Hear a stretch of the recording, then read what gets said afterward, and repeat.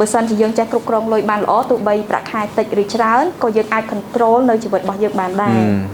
ចាថ្ងៃនេះខាងក្រុមខ្ញុំរៀនបានអំពីគាត់ត្រូវការចំណាយច្រើនចំណាយឲ្យលុយរបស់គាត់ហ្នឹងសឹងអស់ពីកប៉ាល់ក៏មានដែរចាហ្នឹងវាឆ្លុះបញ្ចាំងពីជីវិតពិតសម្រាប់មនុស្សម្នាក់ហើយ delight សម្រាប់ខ្ញុំវិញគឺខ្ញុំអ្វីក៏ខ្ញុំមិនអាចទិញបានទេគឺខ្ញុំមិនសមទុករហូតមានន័យថាបើឆ្លុះបញ្ចាំងពីជីវិតពិតបើសិនជាយើងចេះគ្រប់គ្រងលុយបានល្អទោះបីប្រាក់ខែតិចឬច្រើនក៏យើងអាច control នៅជីវិតរបស់យើងបានដែរចា